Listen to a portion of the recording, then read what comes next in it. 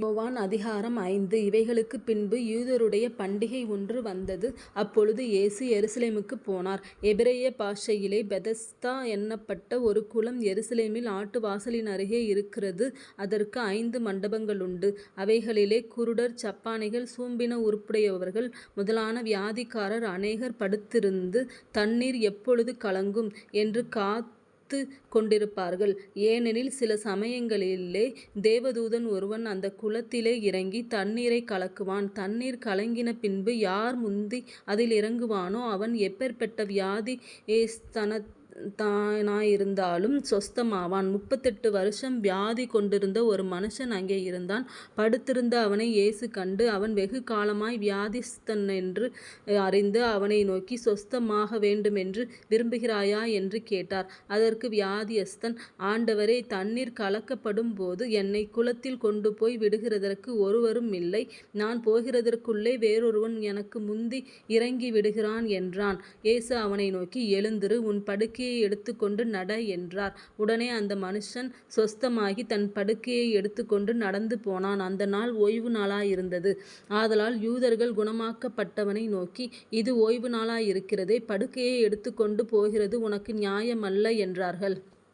அவன் அவர்களுக்கு பிரதியுத்தரமாக, என்னை சொஸ்தமாக்கினவர் உன் படுக்கையை எடுத்துக்கொண்டு நடவென்று எனக்கு சொன்னார் என்றான். அதற்கு அவர்கள், உன் படுக்கையை எடுத்துக்கொண்டு நடவென்று உன்னுடனே சொன்ன மனுஷன் யார் என்று அவனிடத்தில் கேட்டார்கள். சொஸ்தமாக்கப்பட்டவன் அவர் இன்னாரென்று அறியவில்லை. அவ்விடத்தில் ஜனங்கள் கூட்டமாயிருந்தபடியினால் இயேசு விலகியிருந்தார். அதற்குப் பின்பு இயேசு அவனைத் தேவாலயத்திலே கண்டு, இதோ நீ சொஸ்தமானாய். அதிக கேடானதொன்றும் உனக்கு வராதபடி இனி பாவஞ் செய்யாதே என்றார். அந்த மனுஷன் போய் தன்னை சொஸ்தமாக்கினவர் இயேசு என்று யூதர்களுக்கு அறிவித்தான். இயேசு இவைகளை ஓய்வு நாளில் செய்தபடியால் யூதர்கள் அவரை துன்பப்படுத்தி அவரைக் கொலை செய்ய வகை தேடினார்கள். இயேசு அவர்களை நோக்கி, என் பிதா இதுவரைக்கும் கிரியை செய்து வருகிறார், நானும் கிரியை செய்து வருகிறேன் என்றார். அவர் ஓய்வு நாள் கட்டளையை மீறினதும் அல்லாமல் தேவனை தம்முடைய சொந்த பிதா என்றும் சொல்லி தம்மை தேவனுக்கு சமமாக்கினபடியினாலே யூதர்கள் அவரை கொலை செய்யும்படி அதிகமாய் வகை தேடினார்கள். அப்பொழுது இயேசு அவர்களை நோக்கி, மெய்யாகவே மெய்யாகவே நான் உங்களுக்கு சொல்லுகிறேன், பிதாவானவர் செய்ய குமாரன் காண்கிறதெதுவோ அதையன்றி வேறொன்றையும் தாமாய் செய்ய மாட்டார். அவர் எவைகளை செய்கிறாரோ அவைகளை குமாரனும் அந்தபடியே செய்கிறார். பிதாவானவர் குமாரனிடத்தில் அன்பாயிருந்து தாம் செய்கிறவைகளையெல்லாம் அவருக்கு காண்பிக்கிறார். நீங்கள் ஆச்சரியப்படத்தக்கதாக இவைகளை பார்க்கிலும் பெரிதான கிரியைகளையும் அவருக்கு காண்பிப்பார். பிதாவானவர் மரித்தோரை எழுப்பி உயிர்ப்பிக்கிறது போல குமாரனும் தமக்கு சித்தமானவர்களை உயிர்ப்பிக்கிறார். அன்றியும் பிதாவை கனம் பண்ணும்படிக்கு பிதாவானவர் தாமே ஒருவருக்கும் நியாய தீர்ப்பு செய்யாமல் நியாய தீர்ப்பு செய்யும் அதிகாரம் முழுவதையும் குமாரனுக்கு ஒப்புக் கொடுத்திருக்கிறார். குமாரனை கனம் பண்ணாதவன் அவரை அனுப்பின பிதாவையும் கனம் பண்ணாதவனாயிருக்கிறான். என் வசனத்தை கேட்டு என்னை அனுப்பினவரை விசுவாசிக்கிறவனுக்கு நித்திய ஜீவன் உண்டு. அவன் ஆக்கினை தீர்ப்புக்குட்படாமல் மரணத்தை விட்டு நீங்கி ஜீவனுக்குட்பட்டிருக்கிறான் என்று மெய்யாகவே மெய்யாகவே உங்களுக்கு சொல்லுகிறேன். மரித்தோர் தேவகுமாரனுடைய சத்தத்தை கேட்கும் காலம் வரும், அது இப்பொழுதே வந்திருக்கிறது. அதை கேட்கிறவர்கள் பிழைப்பார்கள் என்று மெய்யாகவே மெய்யாகவே உங்களுக்கு சொல்லுகிறேன். ஏனெனில் பிதாவானவர் தம்மில் தாமே ஜீவனுடையவராயிருக்கிறது போல குமாரனும் தம்மில் தாமே ஜீவனுடையவராயிருக்கும்படி அருள் செய்திருக்கிறார். அவர் மனுஷகுமாரனாயிருக்கிறபடியால் நியாய தீர்ப்பு செய்யும்படிக்கு அதிகாரத்தையும் அவருக்கு கொடுத்திருக்கிறார். இதை குறித்து நீங்கள் ஆச்சரியப்பட வேண்டாம். ஏனென்றால் பிரேத குழிகளிலுள்ள அனைவரும் அவருடைய சத்தத்தை கேட்கும் காலம் வரும். அப்பொழுது நன்மை செய்தவர்கள் ஜீவனை அடையும்படி எழுந்திருக்கிறவர்களாகவும் தீமை செய்தவர்கள் ஆக்கினையை அடையும்படி எழுந்திருக்கிறவர்களாகவும் புறப்படுவார்கள்.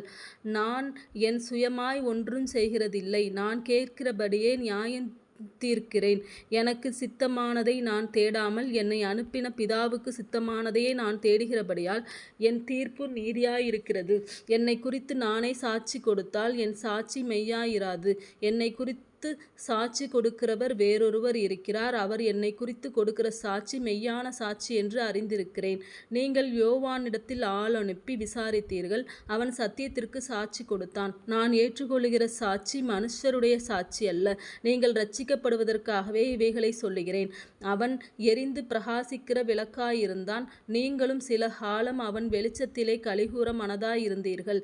யோவானுடைய சாட்சியை பார்க்கிலும் மேன்மையான சாட்சி எனக்கு உண்டு.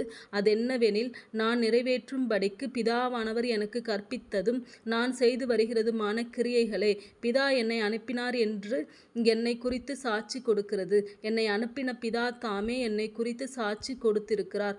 நீங்கள் ஒரு காலம் அவர் சத்தத்தை கேட்டதுமில்லை, அவர் ரூபத்தை கண்டதுமில்லை. அவர் அனுப்பினவரை நீங்கள் விசுவாசியாதபடியால் அவருடைய வசனம் உங்களில் தரித்திருக்கிறதுமில்லை. வேத வாக்கியங்களை ஆராய்ந்து பாருங்கள். அவைகளால் உங்களுக்கு நித்திய ஜீவன் உண்டென்று எண்ணுகிறீர்களே. என்னை குறித்து சாட்சி கொடுக்கிறவைகளும் அவைகளே. அப்படியிருந்தும் உங்களுக்கு ஜீவன் உண்டாகும்படி என்னிடத்தில் வர உங்களுக்கு மனதில்லை. நான் மனுஷரால் மகிமையை ஏற்றுக்கொள்ளுகிறதில்லை. உங்களில் தேவ அன்பு இல்லை என்று உங்களை அறிந்திருக்கிறேன். நான் என் பிதாவின் நாமத்தினாலே வந்திருந்தும் நீங்கள் என்னை ஏற்றுக்கொள்ளவில்லை. வேறொருவன் தன் சுய நாமத்தினாலே வந்தால் அவனை ஏற்றுக்கொள்வீர்கள். தேவனாலே மாத்திரம் வருகிற மகிமையை தேடாமல் ஒருவராலொருவர் மகிமையை ஏற்றுக்கொள்ளுகிற நீங்கள் எப்படி விசுவாசிப்பீர்கள்? பிதாவினிடத்தில் நான் உங்கள் மேல் குற்றஞ்சாட்டுவேன் என்று நினையாதிருங்கள். நீங்கள் நம்புகிற மோசேயே உங்கள் மேல் குற்றஞ்சாட்டுவான். நீங்கள் மோசேயை விசுவாசித்தீர்களானால் என்னையும் விசுவாசிப்பீர்கள்.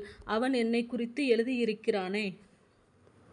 அவன் எழுதின வாக்கியங்களை நீங்கள் விசுவாசியாமல் இருந்தால் நான் சொல்லுகிற வசனங்களை எப்படி விசுவாசிப்பீர்கள் என்றார்.